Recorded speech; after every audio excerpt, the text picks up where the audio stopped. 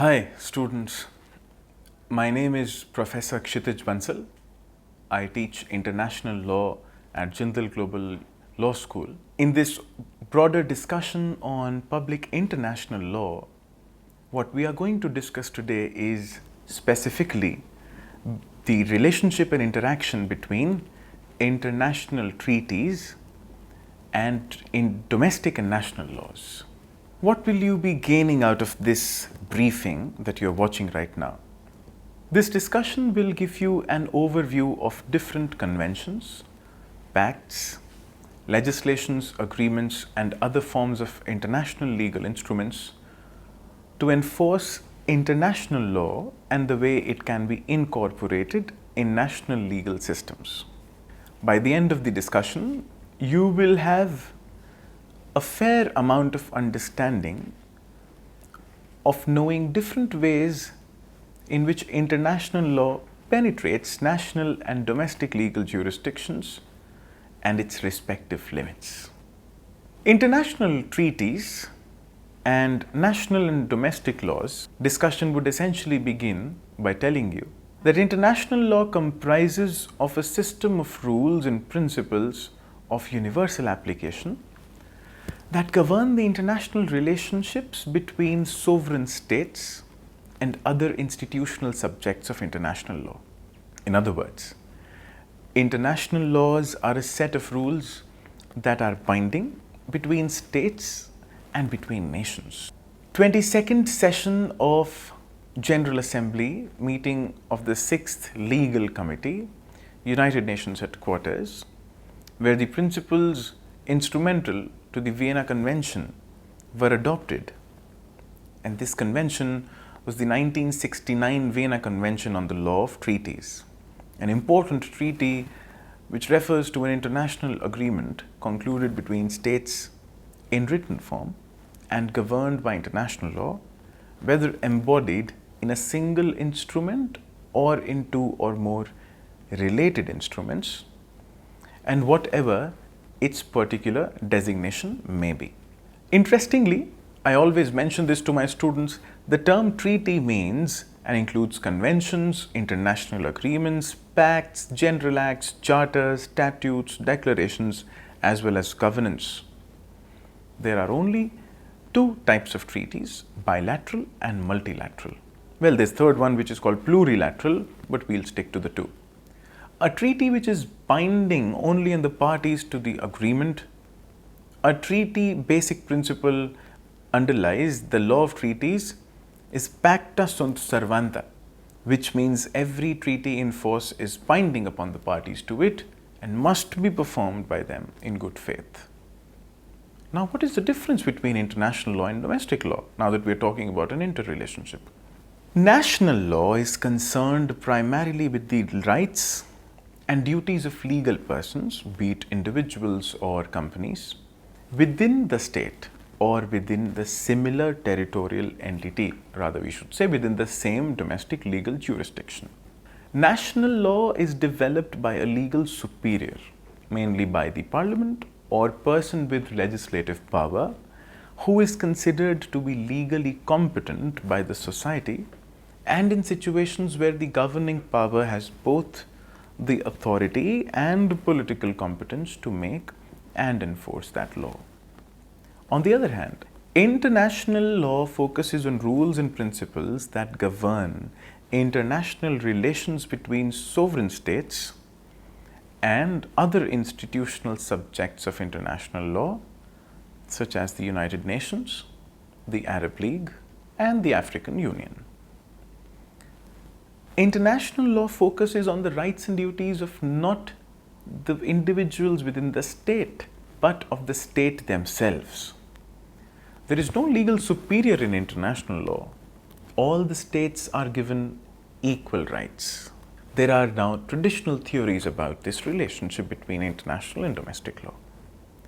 The relationship between national or domestic law and international law is explained generally, traditionally, through two assertive theories: monism and dualism.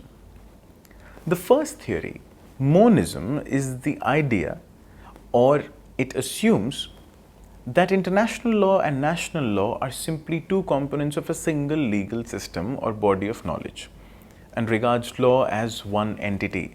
Who was the founder of this theory? Mr. Hans Gelsen.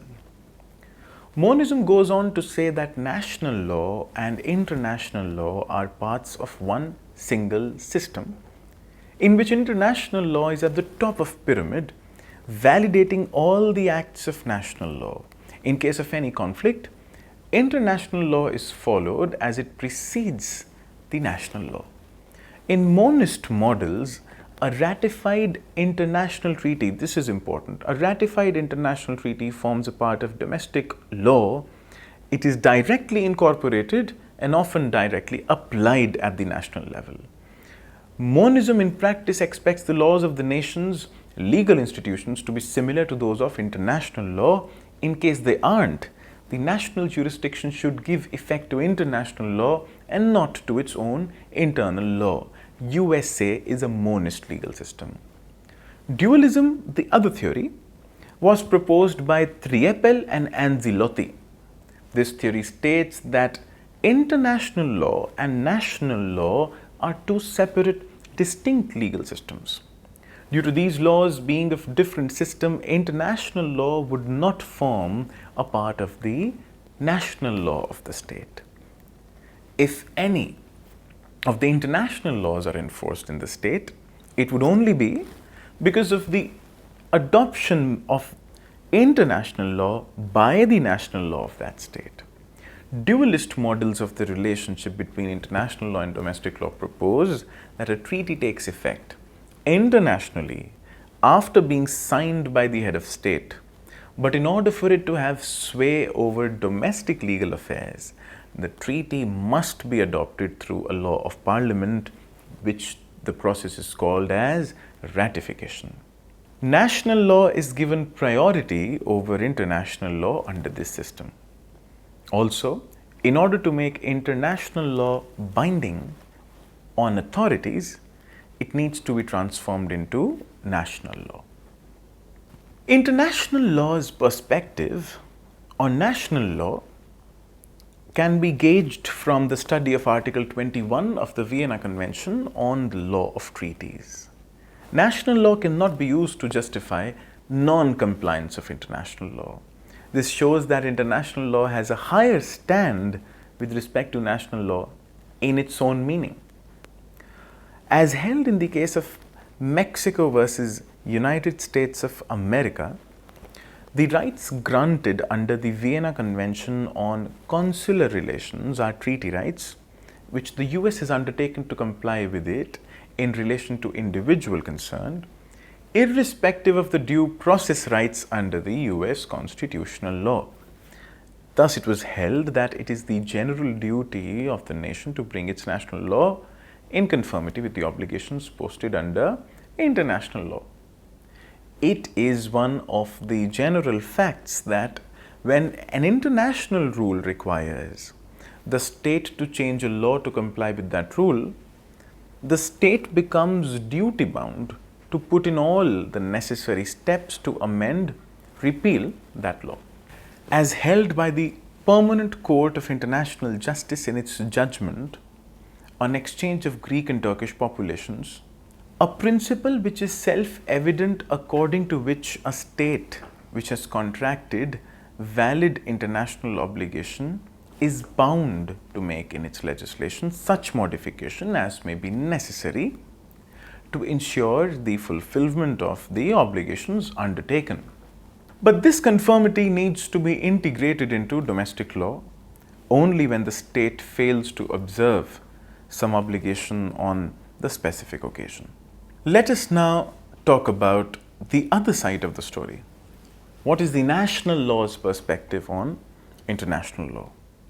Generally, national law has a duty imposed on it by the international law to enact certain national obligation with the intention of implementing the international obligation. One such example in the field of human rights law is of Article 2, Clause 2 of the 1966 International Covenant on Civil and Political Rights, which states that each state party do the present covenant undertakes to take the necessary steps in accordance with its constitutional processes and with the provisions of the present covenant to adopt such laws or other measures as may be necessary to give effect to the rights recognized in the present covenant. It is a common obligation placed on all the nations to ensure right to fair trial is provided in the nations. It requires setting up of a well-functioning legal system. As stated in Article 9 of the Convention on Cluster Munitions, each state party shall take all appropriate legal and administrative or other measures to implement this convention, including the imposition of penal sanctions to prevent and suppress any activity prohibited to a state party under this convention undertaken by persons or on territory under its jurisdiction or control. Moreover, international obligations are imposed in all spheres of law, be it human rights or criminal law. An example of international rule being imposed on national law is Article 88 of the International Criminal Court Statute, which states that state parties shall ensure that there are procedures available under their national law for all the forms of cooperation which are specified under this part, which is Part 9 on international cooperation and judicial assistance. Then the next question you may want to answer would be about the international court's usage of domestic law. Each international court uses different approaches to come to a conclusion. International Court of Justice, being the most pronounced one, states in Article 38, Clause 1, Subclause D, that the court whose function is to decide in accordance with international law such disputes as are submitted to it shall apply. Judicial decisions and the teachings of the most highly qualified publicists of various nations as subsidiary means for the determination of rule of law. Since none of the ICJ judgments act as precedents, International Court of Justice judges rely on decisions of other international courts or decisions of national courts when an issue of international law arises. Moreover, the decision passes by the municipal courts are referred to as facts that can either be cause a dispute or breach of international law, as held in the case of certain German interests in Polish Upper Silesia by the Permanent Court of International Justice. From the standpoint of international law and the court which is its organ, municipal laws are merely facts which express the will and constitute the activities of states in the same manner as do legal decisions or administrative measures. The court is certainly not called upon to interpret the Polish law as such, but there is nothing to prevent courts giving judgment on the question whether or not, in applying that law, Poland is acting in conformity with its obligations towards Germany under the Geneva Convention, which was specific to that dispute. Thus, in conclusion, international courts can be substituted as appeal courts for issues pertaining to domestic law, but at the same time, international law cannot declare any national law as unconstitutional just because it is not in accordance with the international law principle. Next issue would then be implementation of international law in national law after we've talked about the juridical bodies. To maintain peace and order, many states do try to integrate international law into their domestic system, but the problem arises due to lack of a proper implementation system. Since there is no general rule on how states should implement international law, on one hand it gives state a lot of power to implement international law in the method they deem best, considering their own economic, political or cultural considerations. On the other hand, it creates a lack of uniformity with respect to the position of international law in the national legal system, which has bearing on its enforcement and implementation across the states. Treaties are therefore written agreements which create legal obligations between states. There are various procedures to have states accede to such proposed treaties, where the text of the treaty is adopted in an international conference, which calls for states to sign or ratify directly or negotiate the wording of the text. The treaty becomes open for signature for a period of time, for instance, say 12 months, and this time period would essentially be mentioned in the treaty document. States have to consent to which, by virtue of it, they are bound by the signed treaty. This is known as ratification, or otherwise submitting the instrument of accession. The state, if disintegrated into multiple new states, may also be party to the treaties. They are known as state succession or continuation. While international humanitarian law may not be able to curb suffering and destruction that wars inherently ensue, the least the states can do by complying with such laws is that they minimize some levels of suffering, without which victims are bound to be abused. Protecting fundamental rights and helping to protect vulnerable people is the hallmark of international humanitarian law, and more states ratifying such treaties strengthens the international consensus on the limit to the effects of such wars. States ratifying international humanitarian law treaties become essential to specifically safeguarding the lives and the dignity of victims of armed conflict, hence forming a juridical basis for enforcement. If a state is part of a particular treaty, then only the head of the state is competent enough to make or ratify the concerned treaty. But it needs to be discussed with the government that state is a member of or that state represents. Thus, there is no separate system used to incorporate international law in national law. Rather, national laws are such that they provide for automatic incorporation of international rules into domestic law. The notion of all nations consenting to the treaty in the same manner, an interpretation, is a rather difficult proposition. In order to ensure that the states consensually, at the very bare minimum, comply with purpose and object of the treaty, and to not undermine its substance, a reservation or an interpretative declaration may be made by a state that would not want to comply with every provision, or may declare its understanding based on the interpretation of a particular provision and does not purport to exclude or modify the legal effect of the treaty. Cases where the states undermine the very nature of the treaty, the signatories of the treaty may object, which would want the questioning state to reconsider their position and confirm their declarations. These declarations have to be attached with the signature of ratification at the time of submitting them to the secretariat of that particular treaty. Let us now talk about the incorporation of international human rights law into domestic law.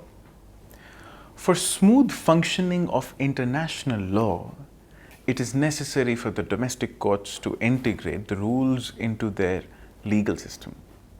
Direct effect of international law on national law allows international human rights law to rely on national courts for implementation.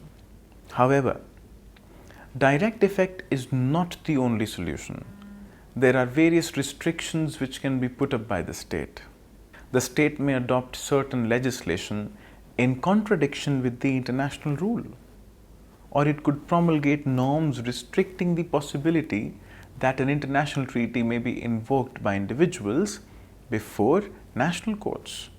Although international law does not have a huge stance in the international area, it is necessary to emerge international human rights law too. emergence of international human rights law would give people the satisfaction of knowing that after the horrors of World War II and the wars in Europe, steps are being taken to safeguard the interest of citizens. One can say that the creation of the United Nations organization and the agencies related to it, and the commitment shown towards human rights by this system was a form of demonstrating to their own constituencies that in the aftermath of World War II, something could be done to prevent their sons from returning to the battlefield and to prevent that their countries could again become Germany or Poland. The domestic law of these countries was unable to prevent the massacre. The role of international law is to maintain influence on a state's politics to ensure democracy is followed. However, all the effort put in by the international law could be set aside by a change in domestic law. A statute may abolish an incorporated treaty, or there may be a legislative declaration that a treaty does not contemplate a right to claim before domestic courts. But it can be said that the past experiences of human rights violations have strengthened the international human rights movement, which has helped in imposing certain restrictions on domestic laws. One such case in which nations have changed their domestic law to integrate international human rights law was the case of Filartiga versus Pena Irala, where it was not necessary for the United States to ratify a specific human rights treaty for their domestic courts to assert their jurisdiction to handle a torts case for torture and homicide committed in Paraguay by a Paraguayan national against another Paraguayan.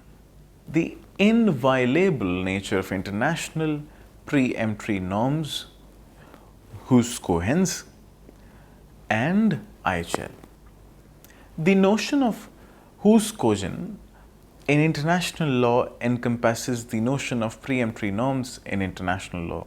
Jus cogens has different pronunciations because we are not natural Latin speakers. According to international law, that there are certain overriding principles that form a corpus of jus cogens. These principles dictate that no state can derogate from by way of treaty. The object and scope of the treaty has to be in compliance with these norms in order to have any legal bearing in international law. Failure to do so will render the treaty or arrangement void. The preemptory nature of the laws restrict the freedom of states to form arbitrary and conflicting to the higher principles of international law. While there has been some confusion on the ambiguity of such norms, consensus finally reached as to a definition in the Vienna Convention, where Article 53 on the Law of the Treaties 1969 Convention defines it. While the theories of international law principally always accepted the wider scope of preemptory norms, it always lacked a binding effect so much as to render treaties null and void. In such a dilemma, the International Court of Justice seemingly addressed the existence of norms in international law as a special category of international norms that require a degree of prominence. In commenting about the Genocide Convention, it said that in such conventions, states do not have any interests of their own, but a common interest, which is accomplishment of the high purposes, which are the raison d'etre of the convention. Such high ideals inspired by the convention, by virtue of the common will of the common parties, the foundation and measures of its provisions. The same was discussed in the Vienna Conference, where they had appointed a special rapporteur for the acceptance of the notion of pre-emptory norms in international law. In short, International Law Commission stated formally and recognized the principle of jus cogens for the nature of international law, and drafted an Article 53, which was later adopted by a large majority in the Vienna Convention. Article 53 henceforth formally recognized the international accepted definition of jus cogens. Treaties conflicting with the preemptory norm of general international law, which is jus cogens, a treaty is void if, at the time of its conclusion, it conflicts with a preemptory norm of general international law.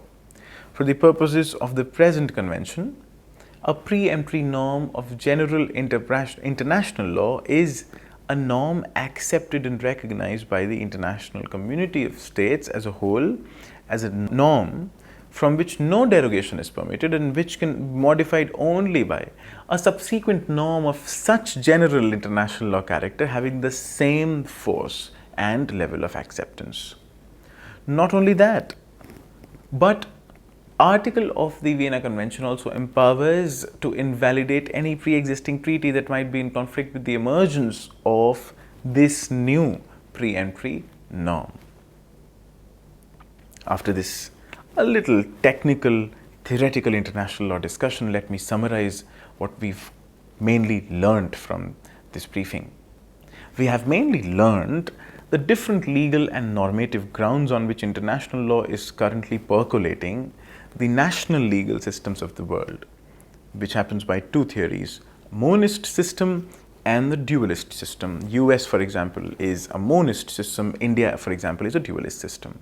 We also learned that there are certain mechanisms: ratification of treaties, preemptory norms, and the Bill of Rights, by which international norms operate and function, and there are limits to achieving the same, and what is the discussion around it. I hope this was helpful. Thank you so much for listening.